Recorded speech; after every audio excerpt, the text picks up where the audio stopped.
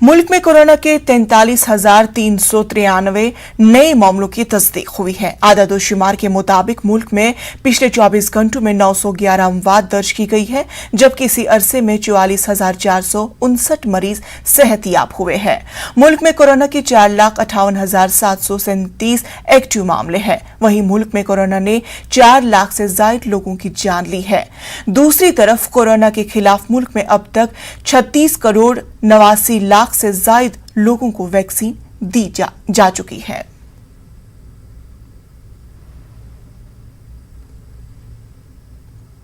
Corona की दूसरी लहर का कहर जैसे जैसे कम हो रहा है, लोग कोरोना को लेकर लापरवाही करते हुए नजर आ रहे हैं। लोगों की कई तस्वीरें सामने आ रही हैं, जहां लोग कोरोना की गाइडलाइंस की सरेआम खिलाफ वर्जी कर रहे हैं। लोगों की लापरवाही पर वजीर आजम नरेंद्र मोदी ने भी तशवीश का इजहार किया। जायजा लिया हमारी नुमाइंदा रचना ने। दूसरी लहर धीमी पड़ने के बाद कई जगहों पर भीड़ देखने के लिए मिल रही है और पिछले दिनों जिस तरीके से तस्वीरें सामने आई और उस तस्वीरों में ये साफ तौर से देख सकते थे कि लोग किस तरीके से कोविड-19 के प्रोटोकॉल को भूल चुके हैं, सामाजिक दूरी को भूल चुके हैं, यहाँ तक कि मास्क लगाना भी भूल चुके हैं।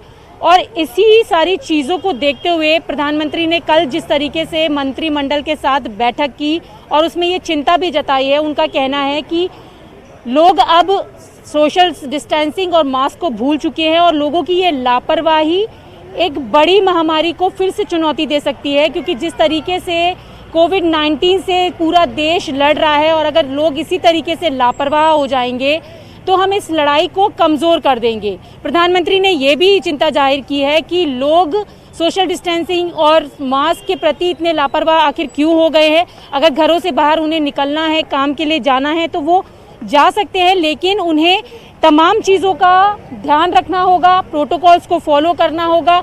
और इसके साथ ही लगातार सरकारें भी लोगों से यही अपील कर रही हैं कि जो एप्रोप्रिएट बिहेवियर है उसका पालन करते रहें, क्योंकि जो वायरस है वो म्यूटेट हो रहा है और तीसरी कोविड की लहर की संभावना भी जताई जा रही है। तो ऐसे में लोगों की जिम्मेदारी बनती है कि वो जो कोविड के SOPs है उसको पूरी तरीके से फॉलो करें और कोविड की लड़ाई को और ज़्यादा स्ट्रॉन्ग बनाने में अपना योगदान करें। कैमरा पर्सन गौरव के साथ रचना, न्यूज़ 18 दिल्ली।